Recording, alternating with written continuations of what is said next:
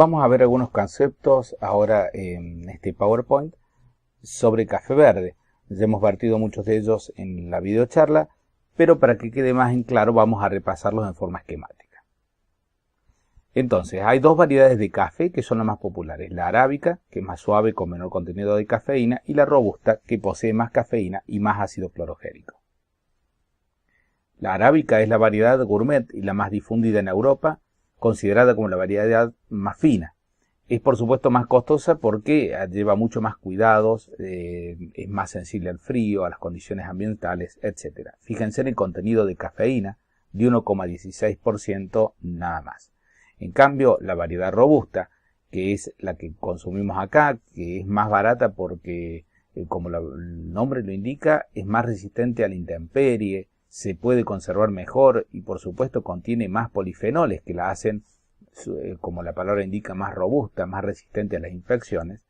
Pero fíjense que es un café con más cafeína, es más fuerte, tiene 2,15% de cafeína. Esta es la especie que se utiliza en el café instantáneo, por ejemplo. Por eso el café instantáneo, al concentrarlo todo, llega a tener hasta el doble de cafeína que el café molido. Pero no hay que alarmarse con esto porque al producir el café instantáneo, o sea, al hacerlo en la taza, al hacer el café instantáneo soluble con agua, ponemos menor cantidad del producto. Por lo tanto, volvemos a tener la misma cantidad de cafeína que en el café común. Para aclarar esto, una taza de café de filtro tiene aproximadamente 74 miligramos de cafeína y una taza de café instantáneo, como lo prepararíamos normalmente, tiene más o menos lo mismo, 60 miligramos por taza más o menos. Esto es entonces porque se usa menor cantidad de café instantáneo que de café soluble. Entonces, para no olvidar también lo que habíamos dicho, la cafeína tiene una vida media de 2,5 a 10 horas. Se metaboliza en citocromo P450 y esto no es menor. Recuerden que este citocromo es donde se metabolizan la mayoría de los medicamentos. Por lo tanto, el café, al igual que el jugo de pomelo, pueden alargar la vida media de muchos medicamentos. Atención con esto y cuidado con leer, siempre hay que leer los prospectos de los medicamentos que el paciente esté tomando. Cuando los medicamentos se metabolizan en este citocromo, tenemos que, ver dietéticamente que ninguno de los alimentos que le estemos dando utilicen este mismo sistema de citocromos para metabolizarse. El límite máximo para embarazadas, 300 miligramos al día, conviene tenerlo en cuenta y conviene saber, como vamos a ver ahora, el contenido de cafeína de los productos más comunes. Cuidado que las gaseosas tienen muchísima cafeína. Y el último dato interesante a tener en cuenta es la pérdida de líquido que produce la cafeína por aumento de la tasa metabólica y de la presión arterial. Se pierden aproximadamente 200 mililitros por miligramo de líquido. La cafeína entonces antagoniza la adenosina, inhibe la fatiga y aumenta la tasa de gasto energético. Estimula la utilización de grasa en el tejido muscular durante el ejercicio. Por supuesto, produce un aumento dosis dependiente del gasto energético basal.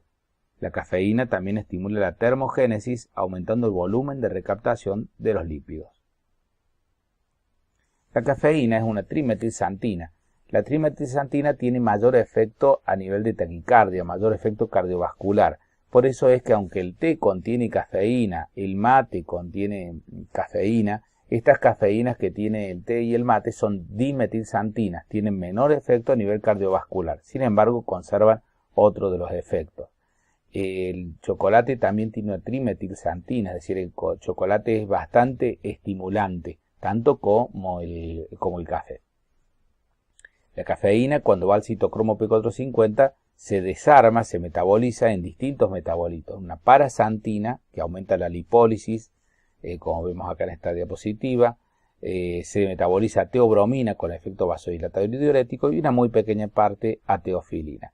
Otra cosa interesante es que cuando hablábamos recién del té que tiene cafeína, el té, por supuesto, contiene otras sustancias más aparte de la cafeína. Contiene, por ejemplo, un aminoácido llamado L-teanina, que es depresor del sistema nervioso central y contrarresta muchos de los efectos de la cafeína. Por eso muchas personas el té tiene un efecto tranquilizante más que estimulante a pesar de tener cafeína. Acá vemos lo que les decía, los productos más comunes. Miren que una carga de mate, un mate, puede tener 350 miligramos de cafeína. La primera carga de mate tiene mucha cafeína. Fíjense, una latita de gaseosa tiene 50 miligramos, igual que una latita de bebidas energéticas. A veces acá hay mucho de efecto placebo en esto, en las bebidas energéticas, porque en Argentina se ha reducido a un límite de 20 miligramos cada 100 mililitros. Por lo tanto, una latita tiene a veces la misma cantidad que la gaseosa. Entonces, por ahí, mucho de lo que por ahí sienten efectos estimulantes, energizantes, pasa más por un efecto placebo que por otra cosa.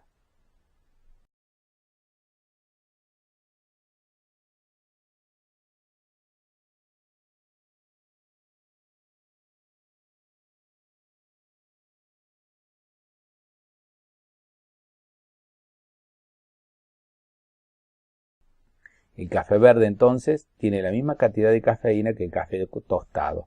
Dijimos que lo que pasa es que al tostarlo se pierde ácido clorogénico, pero no cafeína. Lo que pasa es que está muy de moda, se ha puesto de moda en Europa sobre todo y en Estados Unidos, extractos de café verde libres de cafeína, como por ejemplo Svetol, que es una materia prima, no es un producto terminado, sino que Svetol es una materia prima, así como el NutraSweet, por ejemplo, de los edulcorantes, o como la sucralosa de la Splenda.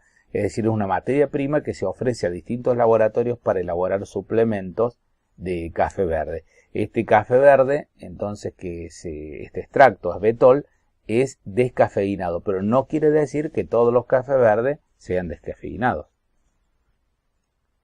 Entonces, en el café vamos a encontrar distintos diterpenos, como el cafestol y el caweol. Son diterpenos que tiene el café verde y el café común, que pueden aumentar el colesterol LDL, sobre todo cuando es un café no filtrado. Fíjense, el café turco, hervido de cafetera, tiene muchos miligramos de estas sustancias que pueden aumentar un poquito el colesterol y que inclusive a veces hasta la homocisteína. Y el café expreso tiene menos porque queda bastante más filtrado en la máquina. De todos modos, se aconseja siempre utilizar papel de filtro que quita estos diterpenos que quedan, como son liposolubles, quedan atrapados en el papel y que son responsables a veces de que aumente un poquito el colesterol. Sin embargo, no hay que hacerse mucho problema por esto, porque a menos que sean pacientes que tienen problemas de colesterol, el aumento es muy a borderline. Habría que tomar muchísima cantidad de café para que esto fuera realmente significativo.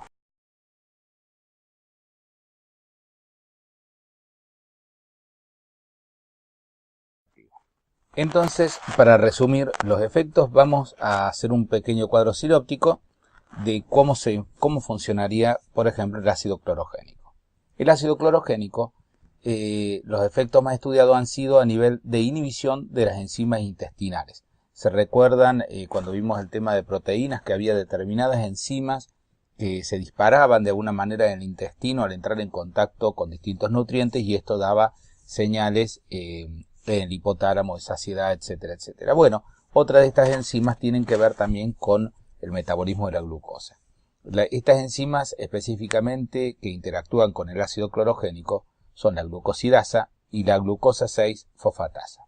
La glucosidasa disminuye la hidrólisis de los glúcidos, es decir, de esta manera los glúcidos quedan actuaría como un bloqueador de alguna manera de carbohidratos o de azúcares, por lo cual este bloqueo, esta falta de hidrólisis completa de los azúcares puede producir distensión abdominal, que sería uno de los efectos adversos que tienen algunos suplementos de extractos de café verde. Por otro lado, la glucosa 6-fosfatasa, que interfiere en la utilización de la glucosa y promueve la obtención de energía a través de las grasas, es decir, la glucosa 6-fosfatasa, al ser inhibida, se detiene la acumulación en los lípidos del exceso de energía y por ende inhibirla provoca que el organismo tenga que utilizar la energía que está disponible en plasma. El ácido clorogénico inhibe también la lipasa pancreática, similar a lo que ocurre con el orlistat, es decir, esto evita que puedan ingresar las grasas a través del lumen intestinal. También evita moderadamente la acumulación de grasa. Esto tiene que ver con un receptor que estimula la termogénesis, es decir, impide que se acumule la grasa en los adipocitos. También activa el metabolismo hepático de las grasas y bloquea la lipogénesis, como dijimos anteriormente. También estimula receptor endonuclear, el PPR-alfa, que tiene mucho que ver con muchas cosas, como por ejemplo en la obesidad, en la celulitis, en muchos momentos fisiológicos vamos a ver este receptor endonuclear que activa, como les he dicho, muchos caminos metabólicos. Uno de estos, y que es muy interesante, es que facilita la clearance de los lípidos, es decir, facilita que los lípidos se vayan o de alguna manera sean removidos del plasma. Entonces esto mejora aún más la sensibilidad de la glucosa porque aumenta el metabolismo de la glucosa como segunda fuente energética. Para resumir, finalmente vamos a ver los efectos que tendría el extracto de café verde. Tenemos efectos mediados por cafeína y mediados por ácido clorogénico. Por supuesto, en los extractos de café verde descafeinados no vamos a tener los efectos de la cafeína. Pero si se consume grano de café entero, por ejemplo, como yo les decía, comprar una dietética, se consume una cucharadita de 5 gramos de café, que serán unos 5 o 6 granitos de café, o si se consume una infusión o, como decíamos anteriormente, una tintura, vamos a tener los dos efectos, de la cafeína y de los mediados por el ácido clorogénico. También si la persona toma mate, por ejemplo, y toma un extracto de café verde descafeinado, vamos a tener de nuevo los mismos dos efectos porque vamos a tener también efectos mediados por las xantinas. Entonces, los efectos mediados por cafeína son sobre todo el aumento de tasa metabólica basal. Ya dijimos que al mantener el estado de vigilia, bloquear la adenosina, que es ese mensajero químico cerebral que nos indica que estamos cansados, que tenemos que dormir, al antagonizar y bloquear la cafeína, este mensajero, nosotros nos sentimos despiertos por más tiempo, tenemos más horas de vigilia y con el aumento de la taquicardia, del ritmo metabólico, se produce, por supuesto, un aumento total de tasa metabólica basal. También vamos a aumentar la termogénesis. Esto quiere decir la combustión de energía para producir calor. La termogénesis es un mecanismo muy eficiente de quemar calorías. Y por último, vamos a estimular la lipólisis a través de la cafeína. La cafeína está bastante estudiado que mejora la utilización de lípidos almacenados en los adipocitos por varios mecanismos que tampoco vamos a explicar ahora para no hacer tan largo este resumen. Y luego tenemos los mecanismos mediados por ácido clorogénico. Estos ya sí directamente corresponden a los extractos de café verde. Por ejemplo, el ácido clorogénico inhibe la lipasa pancreática. De alguna manera esto hace que las cadenas de ácidos grasos queden incompletas y que de alguna manera no se puedan aprovechar efectivamente o muy de una manera muy útil como elemento de energía. También disminuye la absorción de la glucosa y también inhibe la gluconeogénesis. Esta disminución de la absorción de la glucosa se produce a nivel intestinal por varios mecanismos. Implicado está el ingreso de iones sodio, es decir, entorpece la absorción de la glucosa de manera tal de que actuaría también como un bloqueador de glucosa o de carbohidratos a nivel intestinal. Inhibe la gluconeogénesis, como dijimos, impide que el organismo almacene de alguna manera en los adipocitos el exceso de energía y esté obligado a quemarlo. Por eso todos estos suplementos son útiles, como en el caso veíamos de la Garcinia camboya, dan mucho más resultado cuando hay ejercicio, cuando hay un estímulo de gasto calórico, gasto energético que nos ayuda a liberarnos de toda esa energía excedente. Y por último, bloquea la acumulación de triglicéridos en el hígado, es decir, no permite que se almacenen estos triglicéridos libres en el hígado, lo cual tiene bastantes beneficios y se cree que es uno de los mecanismos por los cuales el café mejora el estado de ácido graso o de alguna manera previene el hígado graso. Bueno, hasta acá llegamos con este resumen.